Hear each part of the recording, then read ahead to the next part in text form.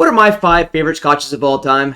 Tough question. I've had a lot of scotch in my day and I had to figure this out. What scotches I have had that are just flavor and experience based and just ignored price. So without further ado, here's scotch number 1. Okay, my first scotch, probably not going to surprise you, it's an Islay. This is Bruichladdich. This is Octomore 10-year 5th edition. I have reviewed this. It's up here. 56.3% alcohol and 90 ppms. Now, this is amazing because normally the Octomore releases are 5 years old, and this is just double that age. And the 5 years, that one right there, 13.1 is 5 years. It doesn't taste 5 years. It tastes pretty much older than that. This is just even better. It is very complex. It is very good. So this is just a very, very mature tasting, really complex, amazing dram. It's $260. I got it directly from Bruichladdich website because they're really hard to find. But this is one of my favorite Islas ever. I just love Octomore.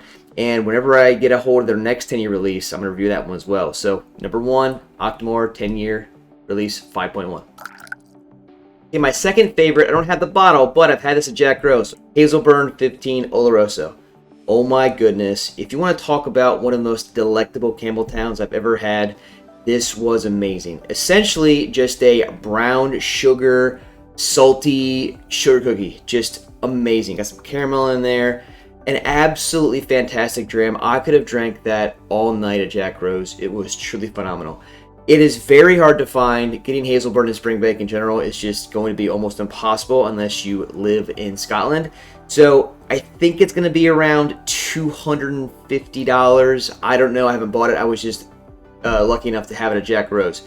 One of my favorite Campbeltowns of all time. Hazelburn, I think for me, I would drink Hazelburn over the standard Springbank. Springbank makes Hazelburn, but the Hazelburn editions are so freaking good. My favorite Campbeltown, I think, and it's just a fantastic dram. So, Hazelburn 15 Oloroso, great. And number 3, I'm going to surprise myself with this one. I'm picking a Lowland. This Bladnoch 17 California red wine is just a really, really, really good Lowland.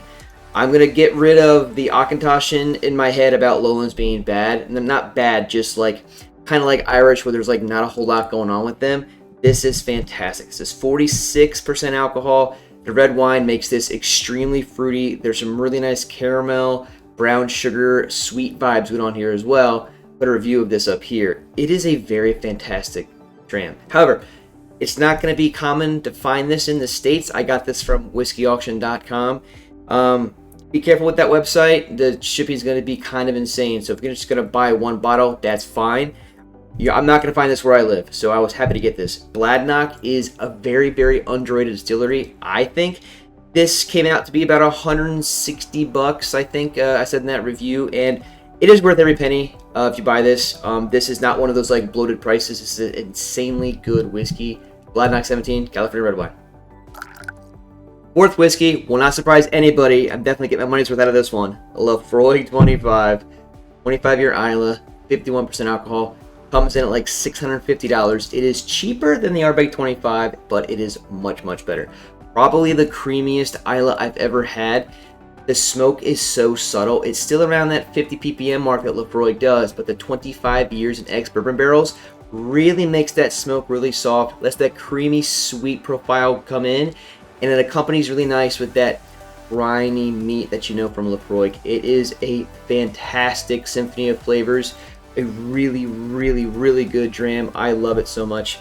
And this is number 4 in no particular order because this is probably my favorite one I have in my collection right now, but Laphroaig 25. Now my 5th favorite scotch, I don't have a bottle, I never bought it. However, I was fortunate enough back in December of 2021 to have a dram at a tasting. Talisker 30, the oldest scotch I've ever been able to have, and I think they started releasing that around 2017. I don't have all the stats on this bottle, but I think it runs around 45 to 50% alcohol. I think they released them at cask strength, and I don't know what barrel types they use. So we're just going to say American oak. I don't know which one it is. However, that whiskey was when I was like really starting out my like actual whiskey connoisseurism. I'm going to make that a word. It blew me away. Everything about that whiskey was just perfect because Talisker's had a little bit of smoke. It is the only distillery in the Isle of Skye. It's an island Scotch. I don't care if it's not a recognized Scotch region. It was so good. I can't remember the notes. All I remember was that whiskey blew me the hell away. And I wish I had a bottle. It's $1,000, at least the one that they had at that tasting was. I don't know what releases they have now or what they're being priced at. I would assume it's at least $800. If you're lucky, you may find a good deal. But Talisker 30 absolutely blew me away. So there you go. There's my 5 favorite scotches of all time. For now, if I buy another scotch and I like it, I'll do another one of these videos. So if you like these list videos, leave me a comment, leave me a like. If you aren't subscribed yet, consider doing so. See you guys next week.